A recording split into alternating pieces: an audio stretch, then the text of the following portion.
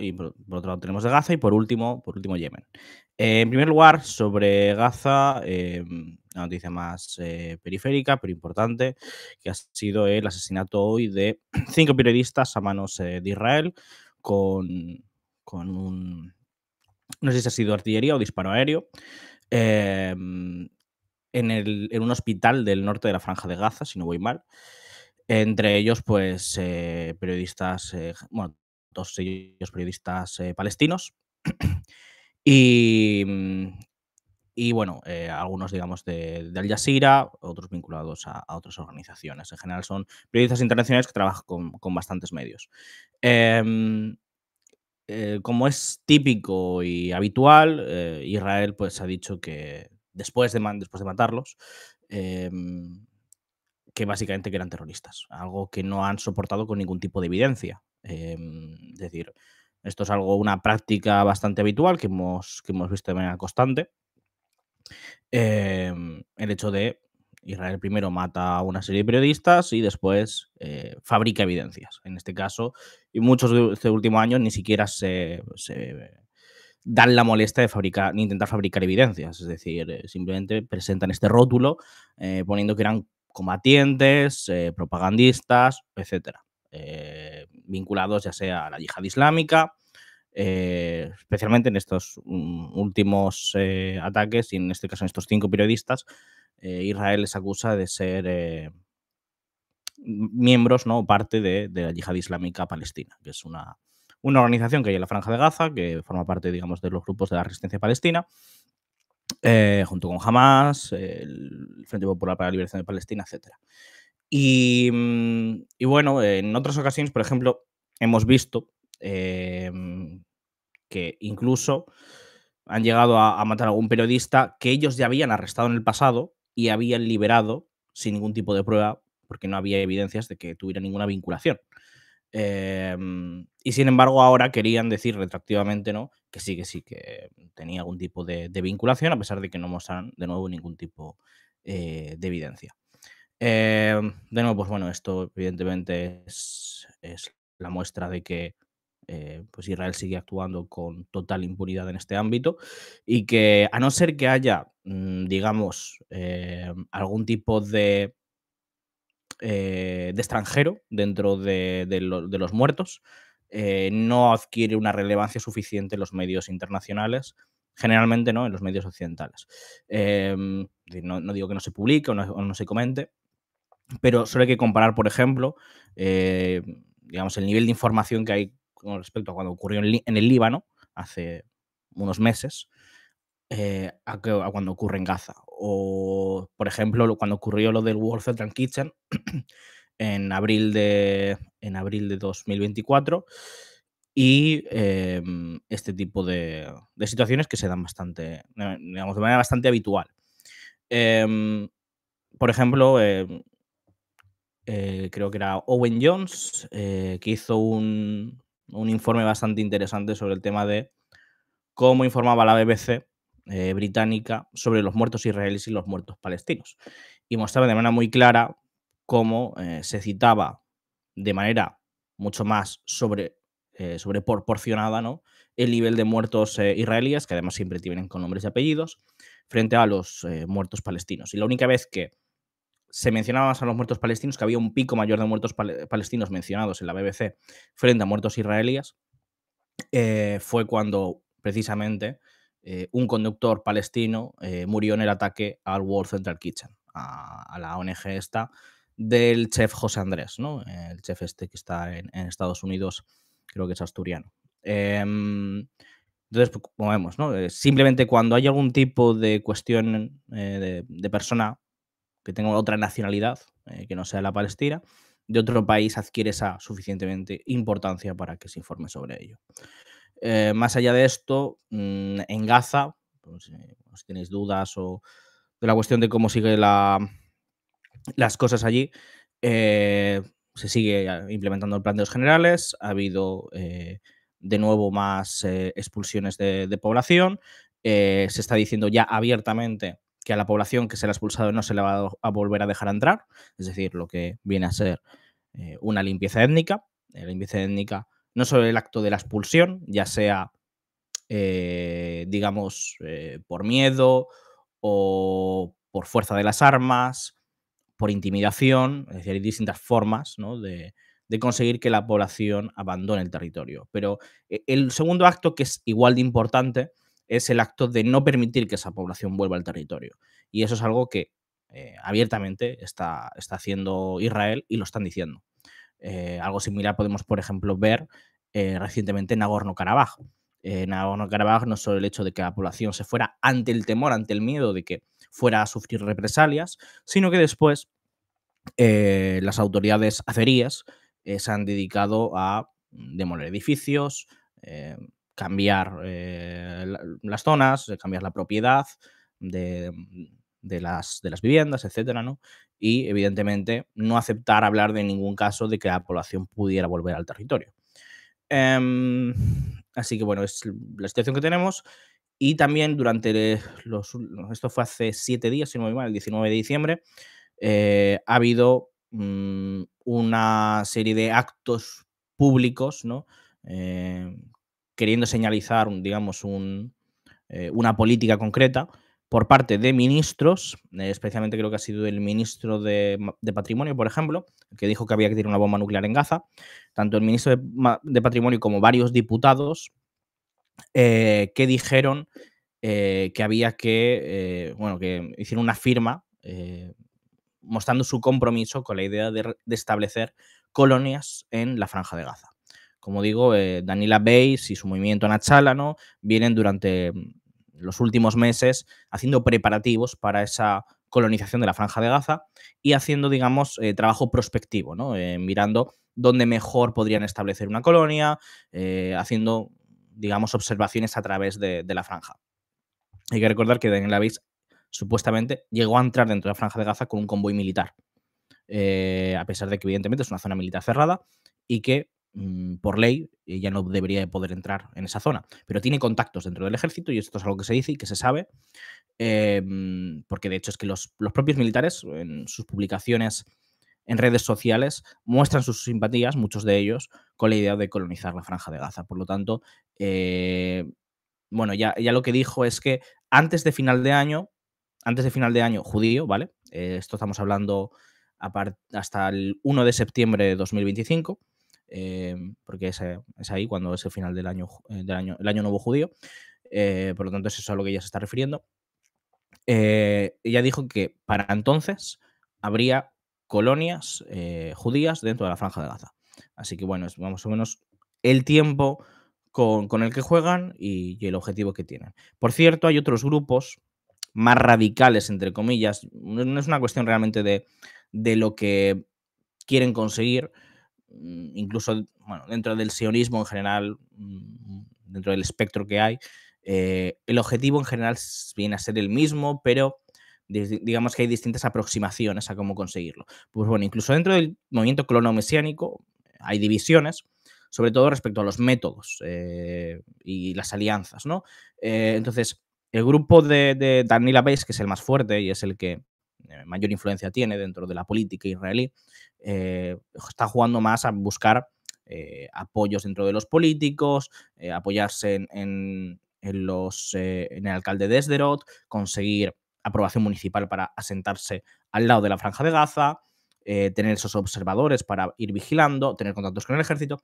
Vale, pues hay otro grupo que es mucho más pequeñito, digamos, no sé si llegarán a ser 30 personas, que no juegan en estos términos y lo que quieren es entrar ya. Y entonces están haciendo todo lo posible. Lo que están haciendo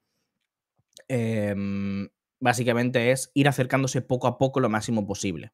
Ir manteniendo como comunidad. Es decir, ellos ya están constituidos como una mini comunidad y lo que hacen es seguir acercándose lo máximo posible ya con sus casas, con sus medios de vida.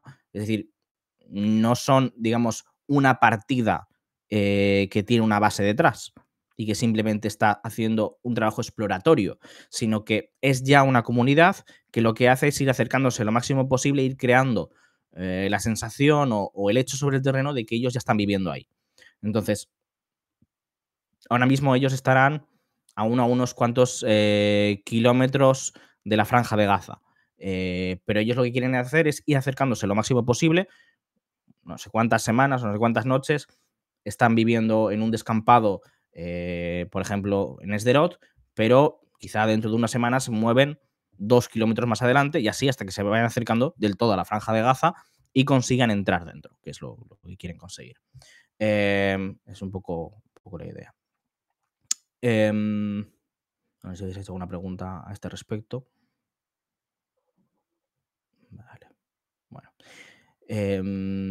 La otra cuestión que quería comentar, ¿vale? Sobre el Líbano. En Líbano, bueno, tenemos la cuestión del alto fuego entre Israel y Hezbollah, ¿vale? Desde el 27 de noviembre. Y, bueno, como hemos venido explicando, Hezbollah lo que ha hecho mm, es una capitulación eh, como tal. Lo que pasa es que es, digamos, una retirada que ellos se plantean para, ante todo, lo que quieren es asegurar sus intereses dentro del Estado libanés, ¿vale? Entonces, dentro de que quieren asegurar esos intereses, ellos han decidido optar por esa desvinculación de la cuestión palestina. Yo creo que esto también, bueno, tiene una influencia importante el hecho de que Hassan Nasrallah hubiera muerto. Hassan Nasrallah sí que tenía, digamos, una posición, parece, más comprometida. Ahora está Naim Qassem, que es otra figura, era el segundo al mando, como tras de Hezbollah, y es el que ha acabado, digamos, tomando el mando del liderazgo.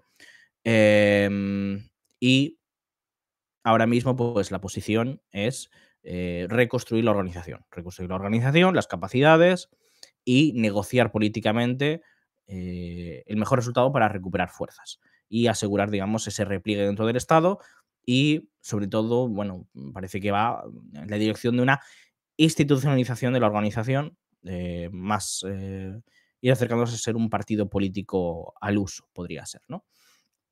El resultado de esta derrota, digo, yo creo que claramente es lo que es, em, ya tiene, digamos, evidentemente, algunas consecuencias políticas dentro del Líbano. Lo más importante ahora mismo es la cuestión de la elección del presidente. Desde 2022, el Líbano vive en una parálisis política porque no tiene presidente, ¿vale? Em, Es decir, el presidente de entonces, que era Michel Aoun, se le acabó su mandato, que comenzó, si no voy mal, en 2016. Son 6 años. Terminó en 2022, en octubre, el 1 de octubre de 2022. Y como no hay presidente, tampoco puede haber gobierno, ¿vale? Esto funciona así en el Líbano. Entonces, el Parlamento es el que tiene que elegir al nuevo presidente. Em, no sé qué fuentes, pero lo que estás diciendo no es así ni parecido. ¿A qué te refieres, Tic? Si quieres me comentas y podemos hablarlo. Em, entonces, pues bueno, la elección del nuevo presidente a partir de octubre de 2022 quedó totalmente paralizado porque básicamente entre los distintos grupos políticos no había un consenso. Estaba por un lado el llamado, a ver si no recuerdo bien, está el bloque del 8 de marzo y del 14 de marzo. Y nunca me acuerdo bien. A ver. Mm, vale. Vale, sí. El 14 de marzo es la alianza de los que son anti-Hezbollah, por así decir. Vale. Los del 14 de marzo, con Fuerzas Libanesas, que es el partido más importante que salió reforzado de las elecciones de entonces, de 2022, querían básicamente la elección de un candidato que no fuera favorable a Hezbollah, ¿vale? Este sector básicamente está formado por, además de Fuerzas Libanesas, que es el partido más fuerte ahora mismo en el Parlamento, sino también por Movimiento Futuro, que es el principal partido musulmán suní, digamos, sector secular de los suníes, ¿vale? El bloque del 8 de marzo es el grupo, digamos, que está formado por, dentro de las fuerzas cristiano-maronitas, por el Movimiento Patriótico Libre y por Hezbollah, junto con Amal y también el movimiento Marada, que es un movimiento también cristiano-maronita, pero que está alineado con Hezbollah. Em, la disputa, o bueno, de lo que se trataba no era si se elegía alguien favorable a las fuerzas libanesas, etcétera, que principalmente su candidato sería Joseph Aoun. Joseph Aoun es el actual jefe del ejército y es el que ellos ponían encima de la mesa como candidato, junto con apoyo de los franceses, de Estados Unidos. Y la otra opción, que es la que ponía, había una disputa entre el sector del bloque del 8 de marzo, porque por un lado teníamos al Movimiento Patriótico Libre, que el actual presidente, bueno, el presidente hasta 2022 era de ellos, que era Michel Aoun, y quería ser es el marido de su hija, si no voy mal, o algo así, que es Samir Gagaea. Samir Gagaea quería ser elegido como nuevo presidente y él es el líder del Movimiento Patriótico Libre. Pero Hezbollah no quería elegirle a él porque, digamos que es una figura política poco dada al compromiso y que no tiene buenas relaciones con otros partidos. Entonces, por eso ellos, Hezbollah, lo que planteaban era elegir a alguien del movimiento Manada, ¿vale? Principalmente. Es decir, también el presidente siempre tiene que ser un cristiano maronita, ¿vale? Entonces, la idea es que sí, se pudiera elegir a un cristiano maronita, pero de este sector, digamos, más anti-israelí, ¿no? Más en favor de la resistencia. Em, entonces, debido a ese bloqueo dentro del bloque que tenía la mayoría en el Parlamento, que podía tener un voto decisivo para elegir al candidato a presidente, lo que hubo es un bloqueo total en el Parlamento, hubo varias votaciones y nunca se consiguió llegar a algo. Entonces, en el contexto de la guerra y con el debilitamiento de Hezbollah, y esto se ve claramente en el resultado político que está teniendo ahora mismo sobre estas cuestiones políticas, es el hecho de que Estados Unidos y Francia e Israel y Arabia Saudí, que también tiene un papel muy importante, van a ser capaces de imponer a Joseph Aoun como candidato.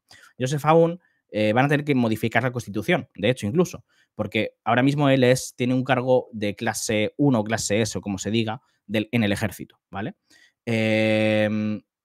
Y básicamente ese es el rango civil más alto y por lo tanto él no puede ocupar el cargo de presidente. Su cargo ha sido extendido varias veces dentro de como jefe de las Fuerzas Armadas, básicamente, por el Parlamento. Y por lo tanto, pues bueno, por eso no ha dejado como tal el cargo.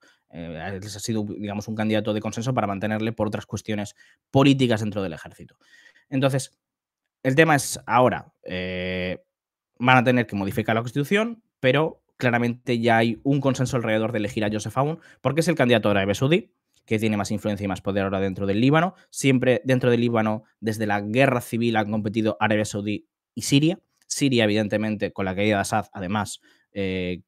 Assad desde 2018, desde que había recuperado iniciativa en la guerra y había conseguido imponerse gracias al apoyo de Irán y de Rusia, básicamente había recuperado influencia dentro del Líbano, también apoyándose en Hezbollah. Pero con los años eso ha ido decayendo y evidentemente ya con su caída ahora en diciembre queda fuera. Siria queda fuera del juego digamos, en la política libanesa por ahora.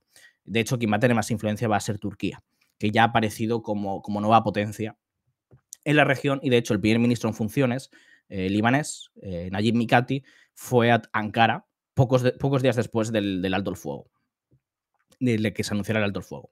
Entonces, lo que tenemos es que, por otro lado, tenemos a Walid Jumblat, que es el líder oficioso del Partido Progresista Socialista, si no recuerdo mal. Es el partido de los drusos, básicamente, que también ha apoyado a Joseph Aoun.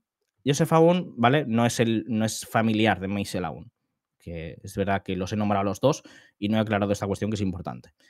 No tienen relación.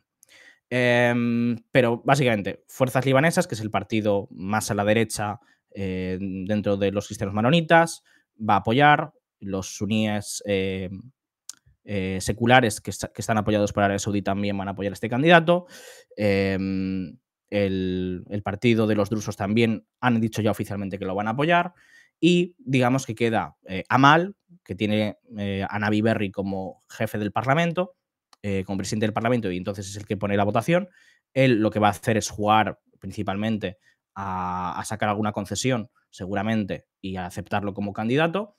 Navi Berri se ha intentado erigir como el representante del Estado libanés en las negociaciones, ha conseguido imponerse sobre Hezbollah de manera muy clara y ha conseguido imponer sus condiciones y ha conseguido sacar muchos beneficios. Y él ahora mismo yo creo que ve la oportunidad, de cierto modo, de quitarle terreno a Hezbollah en este sentido. Por lo tanto, aquí él parece que va a jugar esa carta. Y por último, tenemos al Movimiento Patriótico Libre, que no le beneficia exactamente este candidato, porque además ellos querían salir elegidos como presidente, Samir Gagaea. Y además tenemos la cuestión de que el Movimiento Patriótico Libre tiene mucha base política dentro del ejército. De hecho,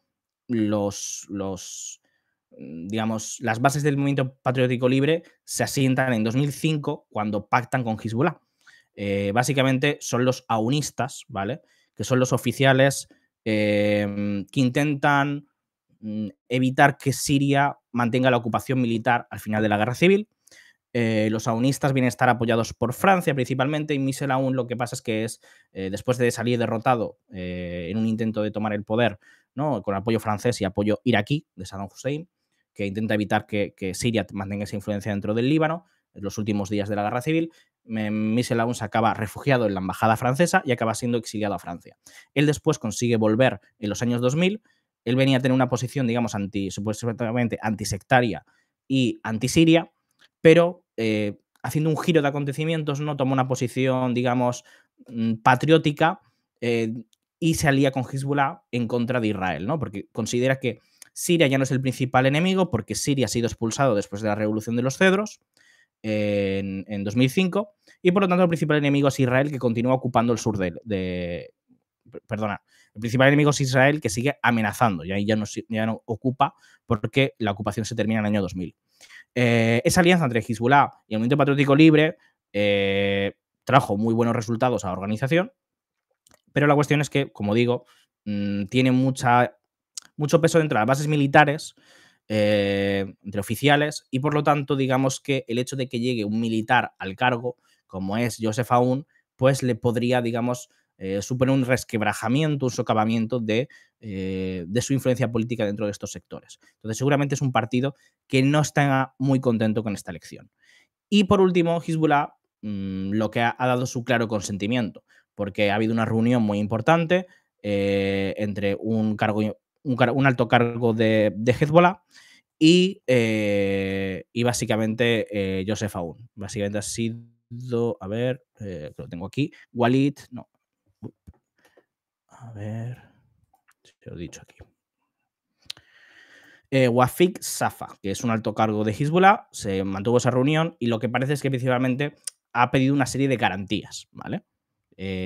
Para la elección de Joseph Aoun, que sería mantener las buenas relaciones con el ejército. Hezbollah mantiene muy buenas relaciones con ciertos sectores del ejército y mantiene, digamos, acuerdos de seguridad, etcétera. Esto es algo que se estableció en 2006, si no recuerdo mal. Y también, digamos, la coordinación para la implementación del alto el fuego y la resolución 1701 dentro dentro del sur del Líbano. Y claro, bueno, yo digo capitulación y creo que es totalmente apropiado hablar de capitulación, porque lo que ha hecho Hezbollah es aceptar un alto el fuego en el cual Israel sigue contando con total libertad para atacar a Hezbollah. Básicamente, la implementación del acuerdo de alto fuego no depende de Hezbollah. Eso lo estamos viendo ahora en el hecho de que ellos piden tener coordinación y piden tener una voz junto con el ejército libanés, pero dependerá de ese acuerdo con el ejército libanés, no dependerá de que ellos no están en los documentos, ellos no están en el acuerdo de alto el fuego. El acuerdo de alto el fuego es entre el Estado libanés y el Estado israelí. Por lo tanto, Hezbollah aquí ha rendido su posición de fuerza y ha aceptado abandonar el sur del Líbano, ha aceptado desarmarse en esa zona y ha aceptado quedar, digamos, a la voluntad del Estado libanés, a la influencia política que ellos puedan tener como partido político independiente y no como fuerza militar. Por lo tanto, en todos los términos, y además Israel claramente sale ganando en todos ellos, es una capitulación, porque ellos no son parte. Ya está. Es decir, es así. Para mí es así, de sencillo. Bueno, ¿qué abrirá esta situación? Pues evidentemente una en la cual la influencia política de Hezbollah se va a ver muy disminuida. Habrá que ver cómo se mueven las piezas, cómo cambian las alianzas, qué gobierno sale después de ese resultado, pero claramente aquí hay un empuje concertado por parte de Francia, de Israel, de Estados Unidos y de Arabia Saudí por desplazar a Hezbollah, reducir la influencia de Irán dentro del Líbano y, evidentemente, intentar transformar de nuevo al Líbano en un país occidental en el cual Irán no pueda tener influencia.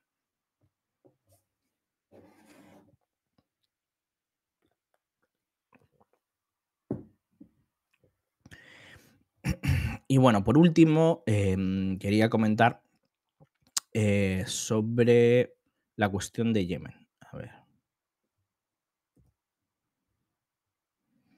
vale. Em, en Yemen, bueno, esto ya lo venimos comentando, ¿no? Durante las últimas semanas. Ha habido esa intensificación de los ataques tanto de Israel como de Estados Unidos. em, y Yemen, por su parte, ¿no? En este caso estamos hablando del Consejo, ahora no recuerdo 100% el nombre, no lo tengo fresco, pero bueno, básicamente el gobierno de Yemen que está vinculado a los Houthis, ¿no? A los Houthis y lo que se llama el movimiento Ansarollah, ¿vale? Em, bueno, gracias a Jimmy Asfar por esa suscripción. Como sabéis, si queréis apoyarnos, podéis hacerlo a través de esas suscripciones o a través de la página web donde también podéis hacerlo. Vale, como digo, en Yemen, bueno, el país está partido, ¿no? Pero lo que es fundamental, digamos, la parte más poblada y la parte controlada es la parte controlada por los Houthis, que es no solo son los Houthis, sino es una alianza de distintas fuerzas en las cuales también está parte del ejército yemení, ¿vale? Em, Aquí tenemos que no solo ha habido, pues eso, por una parte, esa intensificación de ataques por parte de Estados Unidos y de Israel, y por otro lado, una intensificación del compromiso que han adquirido, Ansarola con la cuestión de Palestina. Y hemos tenido pues varios ataques de manera bastante continuada, lo cual muestra un esfuerzo, la verdad, mm, bastante profundo, un esfuerzo que no hemos visto, por ejemplo, por parte de otras fuerzas, ni en Siria, ni por parte de Irak, porque no tienen tantas capacidades. Pero bueno, digamos, es interesante que hayan, digamos, sido capaces de mantener tanto el bloqueo del Mar Rojo durante tanto tiempo, aún está encima de la mesa, como ataques tan continuados con misiles balísticos sobre Israel. Y esto, evidentemente, es una situación que para los políticos en Tel Aviv es inaceptable, porque lo que tenemos es que sí, digamos, noche sí y noche también, los residentes de Tel Aviv tienen que ir corriendo a los refugios ante las alarmas antiaéreas. De hecho, el otro día, ¿no? Tuvimos la cuestión de que no pudieron interceptar uno de los misiles. Y, y aquí, bueno, lo que parece que tenemos es, de nuevo, más ataques por parte de Israel. Lo que han atacado hoy ha sido el aeropuerto de Sanaa y también, principalmente, lo que son el puerto de Hodeida. Em, Han sido golpes duros, pero de nuevo, el problema que tiene Israel es que no puede, no tiene la capacidad a 4.000 kilómetros de distancia de ser capaz de degradar de manera significativa las capacidades del movimiento Ansarollah de seguir golpeando a Israel. Porque es decir, es un territorio mucho más vasto que el de cualquier país al que se ha enfrentado Israel hasta ahora, digamos, a excepción de Irán. Estamos hablando de un país que tiene una orografía con muchas cuevas, con muchas montañas que sirven a este movimiento para esconder su armamento y protegerlo de cualquier ataque. Y es un país en un estado de guerra en el cual no tienen ningún problema y están acostumbrados a recibir este tipo de ataques. Por lo tanto, no supera una diferencia cualitativa mientras Israel no sea capaz de montar otro tipo de estrategia. Aquí lo que yo creo que puede entrar y bueno, puede ser dinámicas que veamos en 2025 es la cuestión, digamos, hacia dónde se dirija Estados Unidos en esta cuestión, en este tema, ¿no? Porque es Estados Unidos quien tiene la capacidad de cambiar fundamentalmente el equilibrio de fuerzas. Em, Aunque hasta ahora no han tenido éxito, pero digamos que podrían montar una campaña más decisiva. Em, por un lado, dentro de Israel hay el debate sobre si atacar a Irán o atacar a Yemen. El estamento político, es decir, Netanyahu, por el momento siguen diciendo atacar a Yemen, están hablando de descabezar al movimiento Ansarola, de matar a todos sus líderes, eh, como han hecho, digamos, ponían eso los ejemplos de Hamas, de Hezbollah, etcétera. Y por otro lado tenemos al aparato de seguridad, especialmente lo que es el Mossad, parece ser, diciendo que hay que atacar a Irán. Veremos que si eso, si digamos, si cambian esa segunda opción en algún momento. Por otro lado, como digo, creo que Estados Unidos podría llegar a hacer alguna cosa relevante, porque se está hablando bastante sobre la posibilidad de que Estados Unidos reconozca a Somalilandia. Somalilandia es, digamos, era la Somalia británica, ¿vale? Somalia fue dividida entre británicos e italianos, ¿vale? Somalilandia es la parte de arriba, lo que veis entre Djibouti y toda la derecha, prácticamente, ¿no? No hasta el final, porque ya al final es Puntlandia, pero esa franja, ¿no? De Djibouti hasta que llega eh, la punta de la frontera con Etiopía. Ese territorio es lo que se conoce como Somalilandia, que es un estado que desde que Somalia está en guerra civil en 1991, básicamente es de facto independiente, algo parecido, digamos, a Taiwán. Es un territorio que se autoproclama como Estado.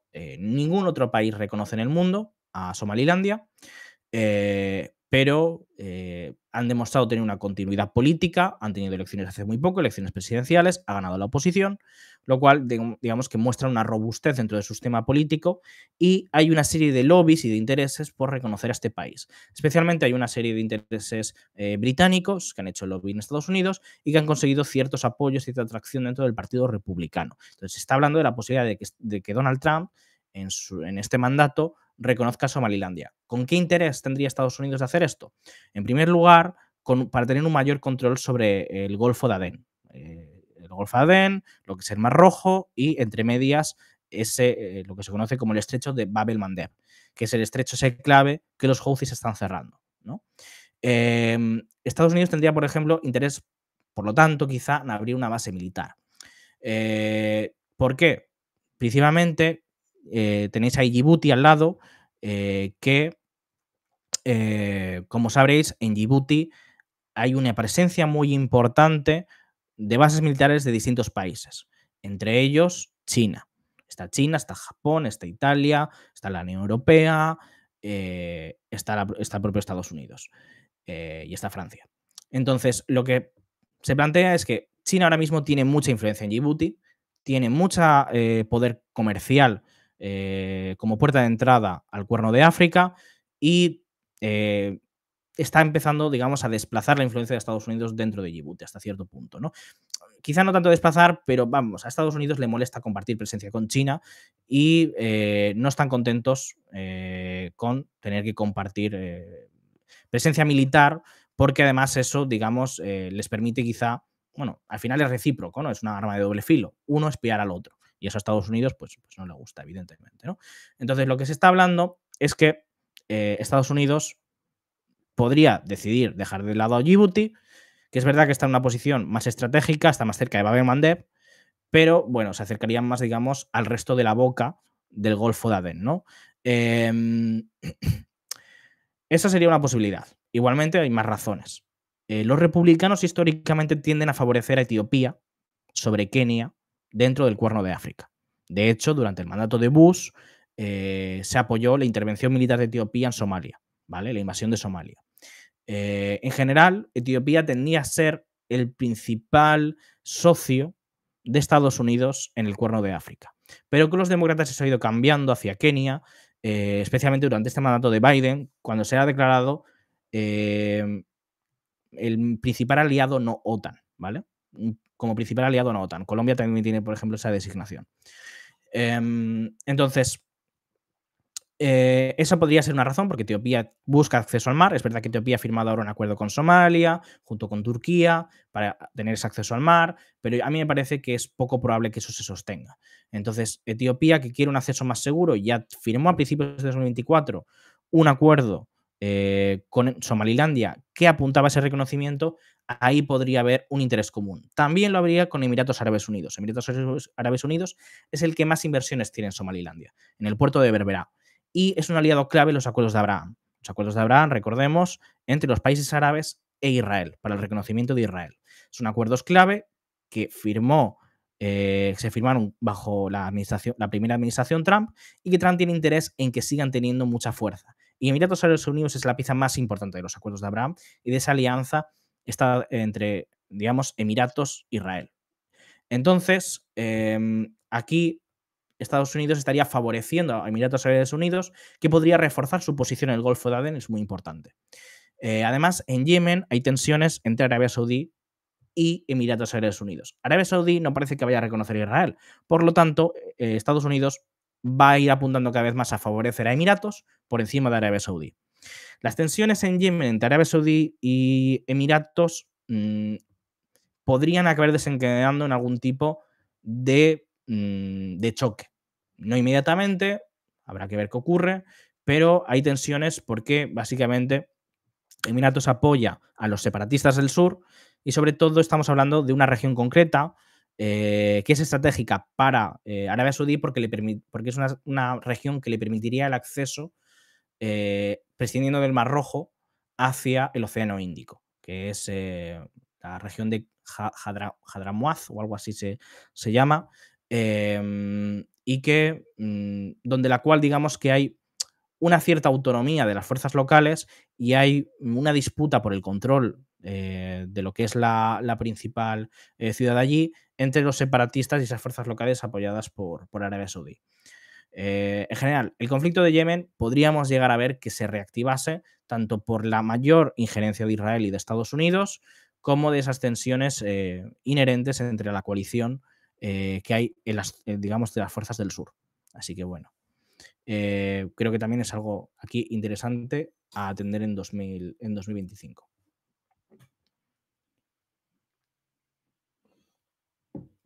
Y veo que hay alguna pregunta que me habéis hecho antes, así que bueno, voy a contestar.